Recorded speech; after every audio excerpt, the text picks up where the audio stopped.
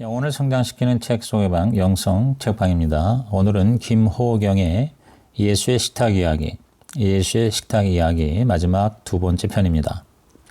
환대. 예수의 모든 식탁은 단순히 배를 불리는 것이 아니라 구원을 경험하는 표적이다.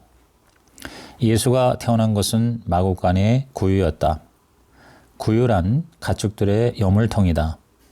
사람이 머물 수 있는 곳이 아니다. 그것은 예수가 생명의 떡이 된다는 표적이다. 오병이의 표적도 마찬가지다. 예수의 모든 식탁은 단순히 배를 불리는 것이 아니라 구원을 경험하는 표적이다. 예수는 인간의 먹이로 세상에 오셨다. 예수가 세리와 죄인과 함께 나눈 식탁은 이러한 표적의 연속선상에 있다. 예수는 먹보라는 별명을 가질 정도로 늘 누군가와 먹으며 식탁 교제를 나누셨다. 예수의 표적을 볼 수 없었던 사람들은 예수를 죽음에 이르게 했고 그것을 기뻐했다. 반면 표적을 보았던 사람들은 예수의 죽음에도 예수를 따르기를 포기하지 않았다. 그들에게 예수의 죽음과 동일한 고난이 있었음에도 말이다. 그 고난의 길에서 그들은 예수의 삶을 살려고 애썼을 것이다. 예수처럼 복음을 전하면서 말이다. 그렇게 그들은 구원의 표적을 자신들의 삶으로 끌어왔을 것이다. 예수처럼 떠돌면서 예수처럼 식탁을 나누면서 말이다. 잔치. 하나님이 함께 하시는 잔치는 세상에서 누리지 못한 안식을 경험하는 것이다. 먹는 것이 구원의 표적이 되는 것은 구약에서도 마찬가지다. 출애굽에서 이스라엘이 경험한 것도 그 중에 하나다. 출애굽한 이스라엘은 광야에서 배고픔을 경험하며 원망하며 부르짖는다. 삶은 고난 중에 부르짖을 때 배고픔 중에서도 그들에게 일어난 은혜를 기억할 때에 나아간다. 홍해를 건너는 것이 끝이 아니다. 광야의 길을 가는 과정이 삶이며 그 삶에서 진정한 생명의 길을 보여주는 것은 하나님의 인도하심이다. 만나와 메추라기의 식탁이 그 증거이다. 구원은 하나님 나라의 잔치로 나타난다. 출애굽기에서처럼 하나님을 보면서 먹고 마시는 것이다. 하나님이 함께 하시고 주관하시는 잔치로서의 구원은 하나님이 주시는 평안과 기쁨이며 세상에서 누리지 못한 안식을 경험하는 것이다. 예수는 그것을 이 땅에 가져오셨다. 예수가 세리와 죄인과 함께 밥을 먹을 때 그것은 미래적 소망이 아닌 현재적 구원이 되었다. 예수의 식탁은 구원의 한가운데서 종말론적 잔치를 보여주는 맛보기다. 예수의 식탁에서 구원의 맛을 느낀 사람은 종말에 하나님의 식탁은 얼마나 근사할 것인지를 기대할 수 있다. 그 상에서 먹고 마시는 즐거움을 위해 어떻게 살아야 할 것인지를 결단할 수 있을 것이다. 예수가 제자들과 함께한 마지막 만찬도 마찬가지다. 예수의 희망의 메시지는 예수의 상에서 먹고 마시는 것과 이스라엘 12지파를 심판하는 것이다. 예수는 구원에 대한 이야기를 하고 있다. 예수가 함께하는 혹은 예수가 주관하는 잔치 자리에 있는 즐거움, 그것이 구원이다. 구원은 이렇게 우리에게 잔치처럼 다가온다. 그 잔치 자리에서 즐거움을 누릴 수 있는 사람이 믿음으로 승리하는 자이다. 그 즐거운 기억과 행복한 희망이 예수와 함께 한다는 표적이다. 우물. 생수가 넘치는 우리의 식탁은 예수의 그것처럼 포용성도 넘쳐나야 할 것이다. 사마리아 여인에게 예수는 소박한 식탁을 준비하셨다. 목마르지 않을 물이 있는 식탁이다. 예수가 사마리아 여인을 만난 우물은 이삭의 우물이다. 우물의 이름은 브엘세바로서 맹세의 우물이다. 이삭이 블레셋 족속과 더 이상 싸우지 않기로 평화 조약을 맺은 날 생수가 넘쳐났다. 생수가 넘쳐났으니 그들의 식탁도 풍성했을 것이다. 우물의 모습과 식탁의 모습은 다르지 않다. 그 우물에서 여자는 예수가 이삭과 야곱보다 더 큰 자인지를 묻는다. 물론 예수는 야곱보다 큰 자이며 예수의 생수는 야곱의 우물보다도 풍성하다. 예수의 생수는 누군가의 이기심과 누군가의 배제를 넘어서 모두가 함께 누릴 수 있는 것이다. 그 생수로 말미암아 우리의 배에서 생수의 강이 흘러넘친다면 생수가 넘치는 우리의 식탁은 예수의 그것처럼 포용성도 넘쳐나야 할 것이다. 존엄. 교회는 모든 사람이 인간으로서 최소한의 존엄을 누릴 수 있게 하는 잃어버린 인간의 모습을 찾을 수 있는 곳이었다. 콘스탄틴 게오르기우의 소설 25시에는 수용소에서 제공되는 한 그릇의 허접한 식사를 최선을 다해 정성껏 먹는 주인공의 모습이 나온다. 한 끼를 먹는 소중함과 처절함을 그린 것이다. 가혹하고 무자비한 현실 속에서 생명을 유지한다는 준엄함과 고귀함을 깨닫게 하는 장면이다. 지금도 그렇지만 예수 시대 이후 교회는 가난한 사람들이 많이 모여들었다. 교회는 그리스어 모모에서 불러 모으다라는 말로서 부름받은 사람들의 모임을 의미한다. 교회는 세상에 살지만 세상에 속하지 않은 하나님이 통치하시는 새로운 질서를 창출하는 사람들이다. 궁핍의 시대에 교회라는 이름으로 모인 사람들이 다른 사람들의 필요를 채워주고 그 모임에서 가난한 사람을 없애겠다고 자신들의 재산과 소유를 파는 기적과 같은 공동체다. 교회는 누구든지 올 수 있었다. 교회는 모든 사람이 인간으로서 최소한의 존엄을 누릴 수 있게 하는 모임이다. 그래서 교회는 날마다 한 마음으로 떡을 떼고 순수한 마음으로 기쁘게 음식을 먹고 하나님을 찬양할 수 있었다. 이제 집은 함께 떡을 먹으며 함께 사는 복음이 된 것이다.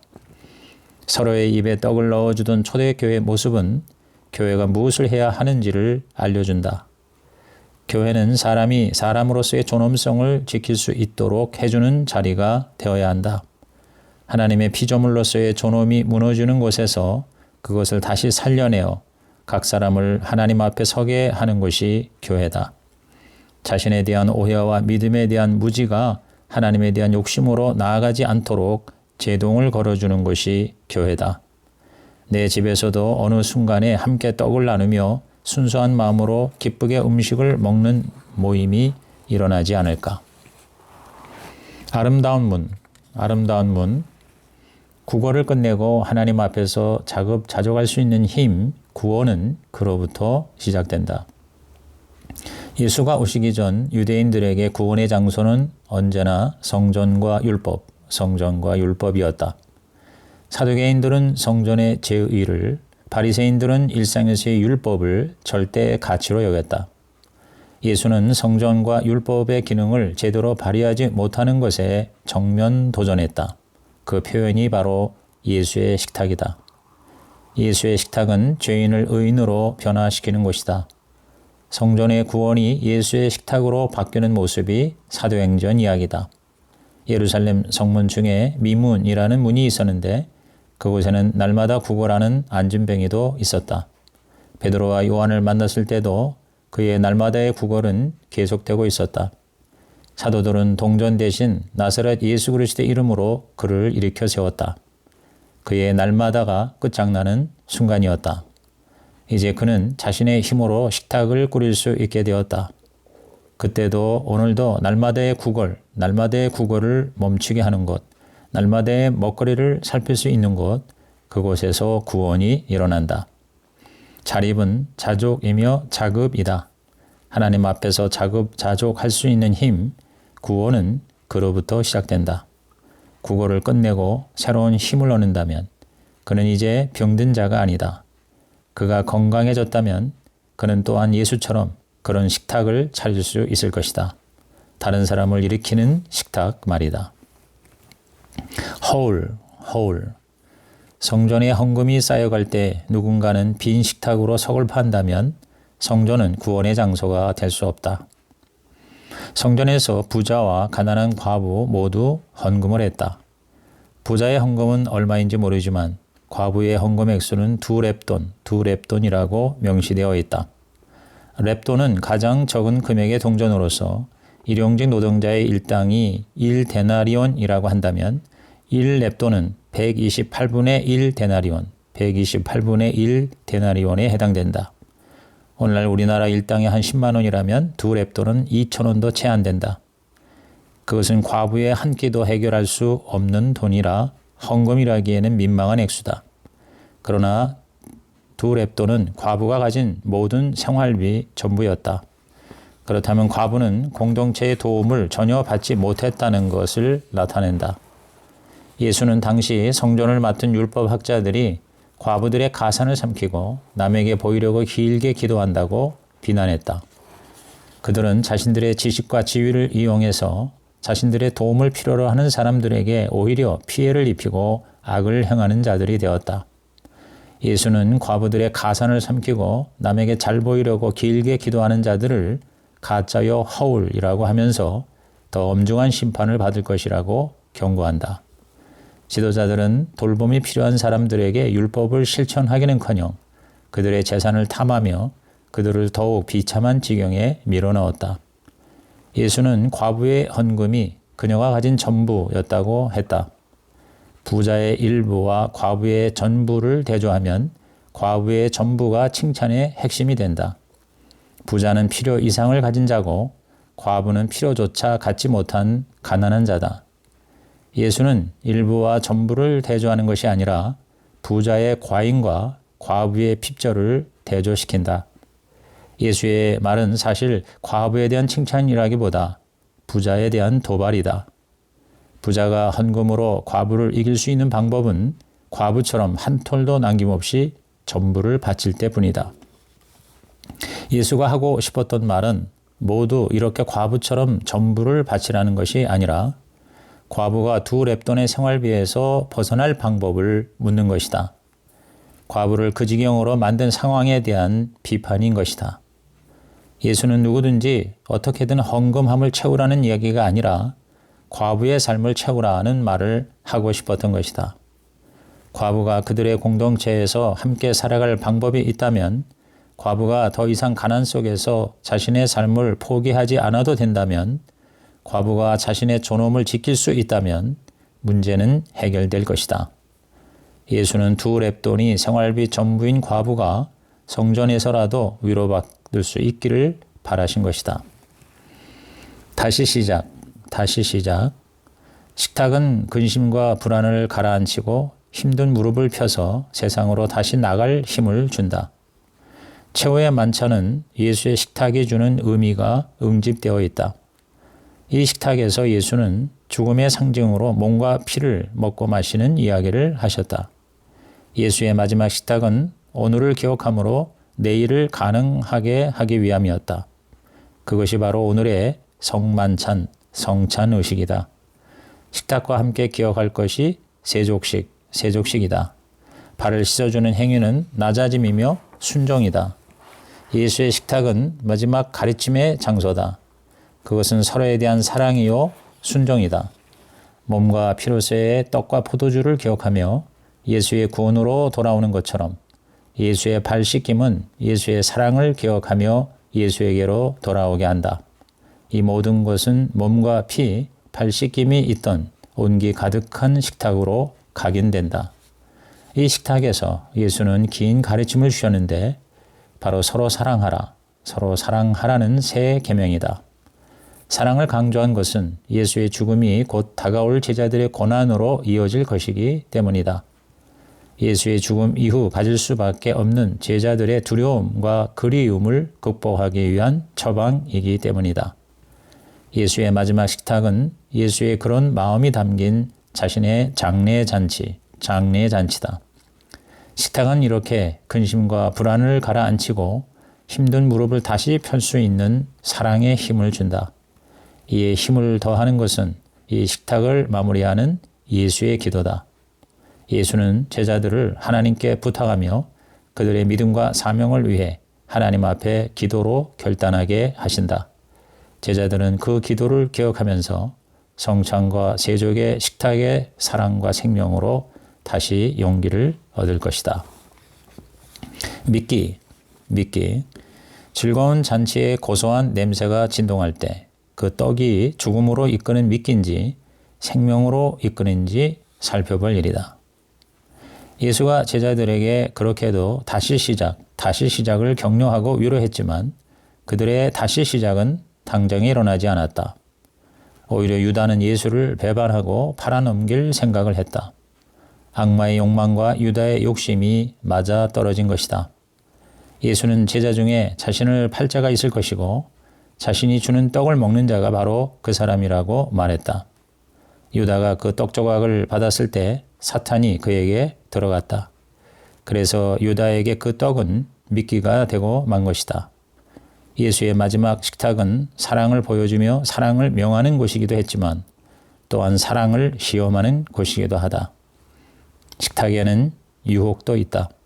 이 유혹을 이겨내야 하며 또한 누군가가 유혹에 빠졌다면 그를 건져내야 하는 것도 식탁에 함께 있는 사람의 몫이다. 그래야 함께 생명을 누릴 수 있다. 서로 사랑이 없는 식탁이 슬픈 이유가 이 때문이다. 유다는 설마 예수가 준 떡이 미끼는 아닐 것이라고 생각했을 것이다. 아마도 자신에게 준 예수의 떡이 자신에 대한 예수의 사랑이라고 착각했을지 모른다. 다른 제자들은 나만 아니면 된다고 안심했을 것이다. 욕망은 눈을 가린다. 어느 순간 즐거운 잔치에 고소한 냄새가 진동할 때는 그것이 미끼인지 그것을 물어도 되는지 살펴볼 일이다. 모든 떡을 덥석 집어먹는 것은 위험하다. 생명으로 이끌지 않는 보기 좋은 떡은 우리를 죽음으로 이끄는 미끼일 뿐이다. 미끼인 줄 알았다면 그것을 마다하는 그것으로부터 다시 시작할 일이다. 누구도 그 미끼에 걸려 넘어지지 않도록 말이다.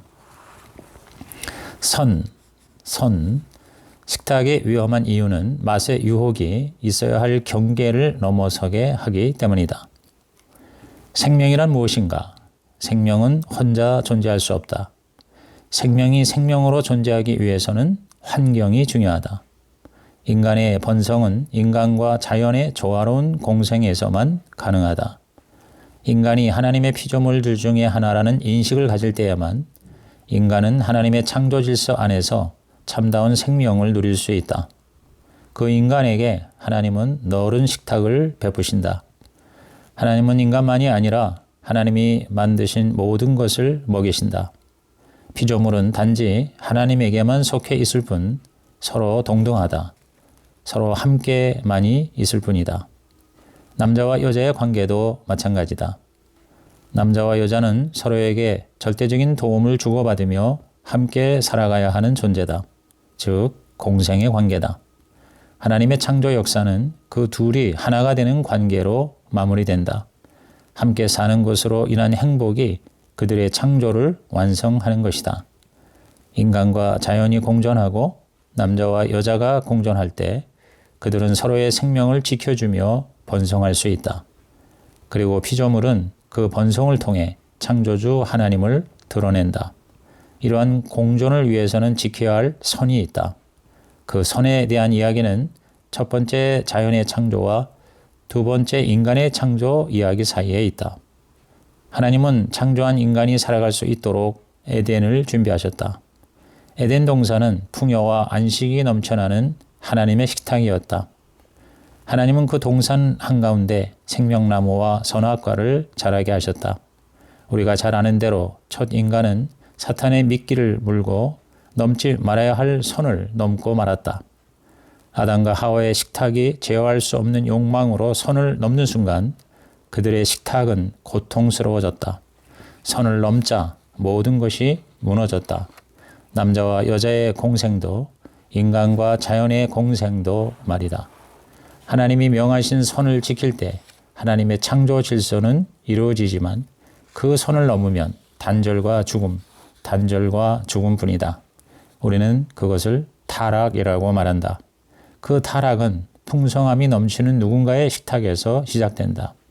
그래서 하나님은 십계명을 주시고 이웃의 것을 탐내지 말라고 명하셨다. 남의 일상과 남의 식탁을 나의 일상과 나의 식탁으로 만들려는 파렴치 그것은 선과 악을 알게 하는 나무의 열매로 얻어진 선 넘은 욕망일 뿐이다. 양의 식탁. 식탁의 매력은 상대방을 생각하며 식탁을 준비하는 매 순간에 있다. 예수의 사랑과 죽음은 인간이 그렇게 무너뜨린 것들을 다시 회복시켰다. 부활하신 예수는 뿔뿔이 흩어진 제자들을 다시 만났다. 바닷가에서 예수는 손수 식탁을 차리고 와서 아침을 먹으라, 와서 아침을 먹으라고 하셨다. 십자가 사건 후 도망치듯 흩어졌던 제자들에게 그 식탁은 모든 것을 원점으로 다시 돌리는 식탁이 되었다. 차린 것은 별로 없었지만 무수한 사연과 사랑이 올라가 있는 식탁이다. 그것은 떠났던 제자들을 돌아오게 하는 식탁이며 잃었던 생명과 사명을 다시 찾게 하는 식탁이다. 이제야 진정으로 다시 시작을 가능하게 하는 식탁이다. 이 또 다른 마지막 식탁에서 예수는 수제자 베드로에게 내가 나를 사랑하느냐, 내가 나를 사랑하느냐라고 3번 물으신 후에 내 양을 먹이라, 내 양을 먹이라고 명령한다. 베드로의 사랑에 대한 확인은 베드로의 사명으로 연결된다. 복음을 전하라는 제자들의 사명은 예수의 양을 돌보는 것, 즉 예수의 양을 먹이는 메타포로 전환되며 그것은 제자됨의 표적이기도 하다. 먹이는 일, 식탁을 나누는 일은 일방적이지 않다.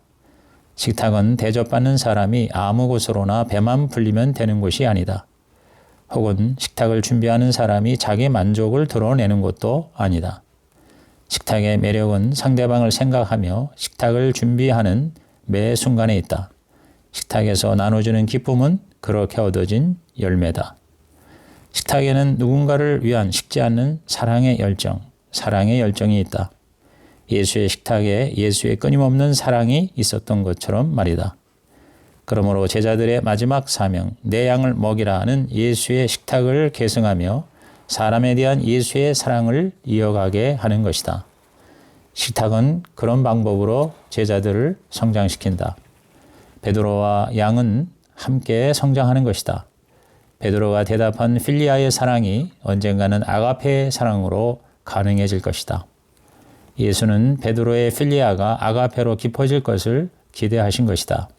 지금 당장 베드로가 필리아의 사랑이라도 베풀 수 있다면 예수는 그것으로 충분하다. 완벽해야만 예수의 일을 하는 것이 아니다. 누구든 완벽하게 예수의 일을 할 사람은 없다. 양을 먹이는 일은 서로의 성장을 향해 나아가게 한다. 모든 굴곡과 역경을 건너면서 식탁은 풍성해지는 것이다. 식탁에서 자란 양들이 다른 양을 돌보면서 예수의 생명은 풍성하게 이어질 것이다. 양을 돌보며 식탁을 차리는 자들의 고통과 수고가 성장이라는 열매를 얻게 될 것이다. 무슨 대단한 기적이나 놀라운 능력이 아니더라도 제자들의 일이 예수의 일이 될 수 있는 것은 이렇게 먹이는 표적을 통해서다. 누구든지 올 수 있는 열린 식탁, 디베랴 호숫가의 식탁처럼 아무것도 묻지 않은 따뜻한 식탁, 그 식탁을 통해서 제자들도 자라며 예수의 생명은 이어진다. 언제 어디서든 그의 사람들을 따라 떠도시는 하나님과 함께 말이다. 식탁은 하나님을 만나는 자리다. 그리고 그 식탁들이 우리 자신을 만든다. 우리의 식탁은 우리 자신을 좀 더 좋은 사람으로 만들어준다. 누군가에게 무엇인가를 대접하고 싶어하는 사람, 누군가에게 대접받은 것을 고마워하는 사람, 그때 베풀지 못한 것을 이제라도 베풀어야겠다고 생각하는 사람으로 말이다. 이상으로 김호경의 예수의 식탁 이야기를 마칩니다. 다음은 이 책을 읽은 영성 책방의 한 조각 소감입니다. 저자는 성경에 수없이 기록된 먹는 자리, 즉 일상의 식탁을 예수의 식탁으로 재해석합니다. 그 중에서 20개의 이야기를 잔치라는 메타포로 설명하면서 식탁의 영적 의미를 소개하고 있습니다. 떠돌이, 거룩한 떡, 끼리의 변주, 곡간 헐기, 즐거운 집, 위선, 자유, 욕망, 시기, 슬픔, 환대, 잔치, 우물, 존엄, 아름다운 문, 허울, 다시 시작, 미끼, 선, 그리고 양의 식탁 등의 20가지 짧은 단상들은 오늘 우리가 매일 먹는 식사가 얼마나 풍성한 하나님의 은혜요 축복인가를 재미있고 그리고 의미 있게 묘사하고 있습니다. 저는 이 책을 읽고 우리가 먹는 일상의 식탁이 예수의 식탁이 될 수 있다는 희망을 가지게 됩니다. 어떻게 매일 먹는 밥을 예수의 식탁으로 여겨 천국의 잔치가 되게 할 수 있을까요? 첫째, 예수의 식탁은 구원의 자리입니다. 예수의 식탁은 구원의 자리입니다. 밥, 즉 음식은 생명을 상징합니다. 밥을 먹지 않으면 죽습니다. 예수 식탁의 주체는 음식이 아닌 예수님이십니다. 예수가 없으면, 예수를 먹지 않으면 결국 진짜 죽고 맙니다. 먹는 것은 구원의 표적입니다. 예수님은 죄인들을 구원하기 위해 죄인들과 함께 식사를 하셨습니다. 예수님의 마지막 식탁은 자신을 영원한 음식으로 먹고 마시게 하므로 모든 인류를 구원하기 위한 희생 그 자체가 되었습니다. 식사를 할 때마다 하나님의 생명과 구원과 평안과 사랑을 먹는다고 여길 때 구원의 감격과 감동이 살아날 것입니다. 앞으로 식사할 때마다 밥이 곧 예수다, 밥이 곧 예수다라고 생각하면 하나님의 임재를 느끼게 될 것 같습니다. 둘째, 예수의 식탁은 나눔의 자리, 즉 전도의 자리입니다. 예수의 식탁은 나눔의 자리, 전도의 자리다. 예수님은 제자들에게 복음을 전하라고 파송하면서 전도 대상자의 집에 들어가 대접을 받으며 같이 밥을 먹으라고 하셨습니다. 그 자리에 있는 사람들을 축복하고 복음을 전하라고 하신 것입니다. 예수의 식탁은 구원받은 자들끼리만의 자리가 아닙니다. 믿지 않은 자들, 즉 이방인과 함께 밥을 먹으라는 것입니다. 그럴 때 성전과 율법만이 아니라 가정집과 식탁이 하나님의 생명을 누리는 영혼 구원의 자리가 될 수 있습니다. 예수님은 우리에게 혼자 밥을 먹지 말고 다른 사람과 함께 밥을 먹고 내 양을 먹이라, 내 양을 먹이라 라고 명령하십니다. 사실 이 시대에 가장 효과적인 전도는 집에서 같이 밥을 먹으면서 친해지는 관계 전도이겠죠. 셋째, 예수의 식탁은 회복과 성장의 자리입니다. 예수의 식탁은 회복과 성장의 자리다.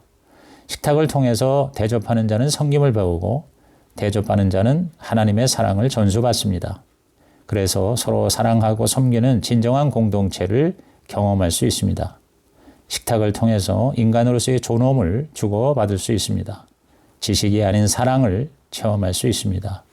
서로 사랑하라, 서로 사랑하라는 예수의 세 계명을 가장 자연스럽고 단순하게 실천할 수 있는 자리가 식탁의 자리죠. 이제 이 책을 읽고 매일 먹는 일상의 식탁이 영혼을 구원하고 제자를 세우며 이미 임한 하나님의 나라 천국을 누리는 예수의 식탁, 하나님의 잔치가 되기를 결단하고 또 기대해 봅니다. 이상 김호경의 예수의 식탁 이야기, 예수의 식탁 이야기를 읽고 리뷰한 영성 책방의 나눔이었습니다.